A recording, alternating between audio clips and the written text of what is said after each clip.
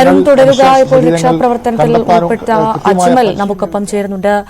ശ്രീ അജ്മൽ, ഞങ്ങൾ പറയുകയായിരുന്നു താങ്കളെ പോലെയുള്ള ഒന്നും പ്രതീക്ഷിക്കാതെ അവിടെ എത്തുന്ന അനവധി ആളുകളുണ്ട്. അതിൽ ഒരാളാണ് താങ്കൾ. എത്രമാത്രം നിങ്ങളെയൊക്കെ ആത്മാർത്ഥമായി അഭിനന്ദിച്ചാലും മതിയാവില്ല. കാരണം നമ്മുടെ നാടിന് വേണ്ടി, ഒരു നാടിനൊന്നാകെ വേണ്ടിയുള്ള പരിശ്രമമാണ്. ഇന്നെന്തായാലും വലിയൊരു തെരച്ചിൽ ഉണ്ടാകുമെന്ന് താങ്കൾ പ്രതീക്ഷിക്കുന്നുണ്ടല്ലേ? കാരണം വലിയ കൃത്യമായ പ്ലാനിങ്ങോടുകൂടി ഒരു തെരച്ചിൽ ഇന്ന് ഉണ്ടാകുമെന്നാണ് ഞങ്ങൾക്ക് മനസ്സിലാക്കാൻ സാധിച്ചത്.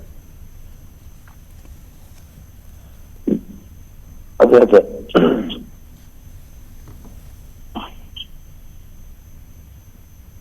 ഹലോ അജ്മൽ, ഇപ്പോൾ ഏത് ഭാഗത്താണുള്ളത്? സൈന്യമടക്കം അവിടെ എത്തുന്നത് നമ്മൾ ഇപ്പോൾ ദൃശ്യങ്ങളിൽ നിന്ന് കാണുന്നുണ്ട്. രണ്ടാമത്തെ സംഘവും എത്തി. അജ്മൽ ഏത് ഭാഗത്താണ് ഇന്നുള്ളത്? വില്ലേജിന്റെ ഭാഗത്താണ്. അവിടെ ഇനിയും ഒരുപാട് പേരെ കണ്ടെത്താനുണ്ട് എന്നാണോ മനസ്സിലാക്കാൻ സാധിച്ചത്? അതെ, കണ്ടെത്താനുണ്ട്. പക്ഷെ എല്ലാം എന്താ വെച്ചിട്ടുണ്ടെങ്കില് ഈ മരത്തിന്റെ അടിയിലാണ്, മരം അടിഞ്ഞിരിക്കുന്നതിന്റെ അടിയിലാണ് മൃഗങ്ങൾ ഉള്ളത്. പക്ഷെ അത് മാറ്റുമ്പോഴത്തേക്കും പിന്നെ ഈ വെള്ളവും ചളിയും കൂടി ഒഴുകുന്നതിന്റെ പ്രശ്നങ്ങളുണ്ട്. ഞങ്ങൾക്കത് മനസ്സിലാകും. അതോടൊപ്പം വലിയ മഴയുമുണ്ട്. ഇപ്പോൾ രാവിലെ തന്നെ അവിടെ മഴയുണ്ട് എന്നാണ് മനസ്സിലാക്കുന്നത്. ഈ അജ്മൽ, ഏകദേശം എത്ര പേരെ അവിടെ ഇനിയും കണ്ടെത്താനുണ്ട് എന്നാണ് മനസ്സിലാക്കുന്നത്? താങ്കൾക്ക് അത് സംബന്ധിച്ച് അറിയാമോ വിവരങ്ങൾ എന്തെങ്കിലും? കണക്കുറക്കാര് 200 പേരെങ്കിലും ഇനിയും കാണുമെന്നാണ് എന്റെ അഭിപ്രായം. ബാക്കിയുള്ളൊക്കെ സർക്കാരിന്റെ കയ്യിലല്ലേ. ശരി, ഇന്നത്തെ രക്ഷാപ്രവർത്തനത്തിന് അജ്മൽ ഇറങ്ങുന്നുണ്ടോ? അജ്മലിന്റെ ഒപ്പം നാട്ടുകാരെങ്കിലും സുഹൃത്തുക്കൾ ആരെങ്കിലും ഉണ്ടോ? നിങ്ങൾ ചെറുതായിട്ടൊരു അപകടം, മറ്റേ കാല് കുടുങ്ങിയിരുന്നു മരത്തിന്റെ ഇടയിൽ വെച്ചിട്ട്. പിന്നെ മെഡിക്കൽ ട്രസ്റ്റിലുള്ള നമ്മൾ ടീമുണ്ട്, റെസ്ക്യൂ ടീം. എല്ലാ പ്രവർത്തകരാണ് ഇപ്പൊ ഉള്ളത്. അജ്മൽ വയനാട്ടുകാരനാണോ അല്ലെങ്കിൽ മറ്റേതെങ്കിലും ജില്ലയിൽ നിന്നുള്ള ആളാണോ? അല്ല, വയനാട്ടിലെ പനമരത്താണ് ഞങ്ങളുടെ. ശരി, തുടക്കം മുതൽ അവിടെ രക്ഷാപ്രവർത്തനത്തിൽ ഉൾപ്പെട്ട ആളാണല്ലേ താങ്കൾ? ഞങ്ങൾക്ക് കോൾ വരുന്നത് 3:30 മണിക്കാണ്.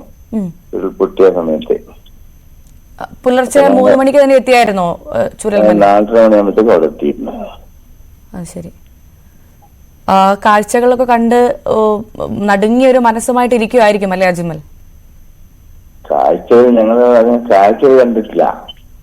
കാരണം ഞങ്ങൾക്ക് ഞങ്ങളുടേതായ ദൗത്യത്തിനാണല്ലോ പോകുന്നത്. അപ്പൊ ഞങ്ങള് ഓരോ സെക്ഷനിലേക്ക് മാറിയിട്ട് അതിൻ്റെതായ വർക്കാണ് ഞങ്ങൾ ചെയ്തുകൊണ്ടിരുന്നത്. പിന്നെ മനസ്സിന് ഞെട്ടിക്കുന്ന കാഴ്ചകളാണ്. കാരണം ഒരു ജീവിതകാലം മുഴുവനും ഉണ്ടാക്കിയ സമ്പത്ത്, അതിന്റെ കുടുംബം, മണ്ണ് എല്ലാം ഒലിച്ചു പോയ ഒരു പറ്റം ആളുകളുടെ വേദന അത് പറഞ്ഞറിയിക്കാൻ കഴിയില്ല. തീർച്ചയായും ഞങ്ങൾക്കത് മനസ്സിലാകും. ഇവിടെ ന്യൂസ് റൂമിലിരുന്ന ദൃശ്യങ്ങൾ കാണുമ്പോൾ പോലും ഉള്ളം പിടയുന്നുണ്ട്. കാരണം അത്രമാത്രം വേദന. അപ്പോൾ അവിടെ നിന്ന് അത് നേരിട്ട് കാണുന്ന നിങ്ങളുടെ ഒരു അവസ്ഥ, അല്ലെങ്കിൽ രക്ഷാപ്രവർത്തനത്തിൽ ഇറങ്ങുന്ന നിങ്ങളുടെ ഒരു അവസ്ഥ ഞങ്ങൾക്ക് ഊഹിക്കാൻ സാധിക്കുന്നതേ ഉള്ളൂ.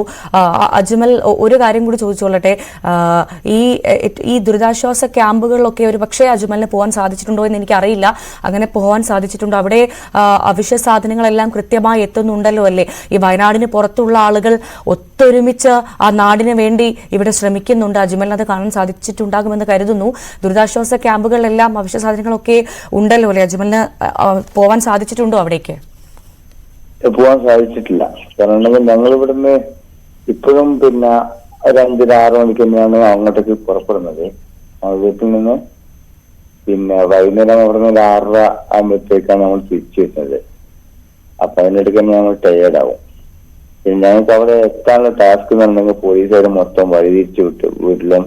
അതായത് തന്നെ ഒരുപാട് ബുദ്ധിമുട്ടുകൾ ഉണ്ടാക്കിയിട്ടുണ്ട് പോലീസിന്റെ ഭാഗത്തുനിന്ന്. പക്ഷെ എന്നാൽ നമ്മുടെ നാട്ടില് നമ്മളോടൊപ്പം ഉള്ള ആൾക്കാര് മണിന്റെ അടി കിടക്കുമ്പോൾ നമുക്ക് വീട്ടിൽ പോയി കിടന്നുറങ്ങാൻ പറ്റുമോ? അവരൊക്കെ ഇതുകൊണ്ടാണ് ഞങ്ങൾ 3 ദിവസമായിട്ടാണ് അവിടെ തെറ്റ് നടത്തിയത്. ഇന്ന് 4ാമത്തെ ദിവസം. തീർച്ചയായും നന്ദി അജ്മൽ ഞങ്ങളോട് പ്രതികരിച്ചതിന്. അജ്മലിനെ പോലെ ആയിരക്കണക്കിന് സാധാരണക്കാരായ മനുഷ്യരുണ്ട് അവിടെ.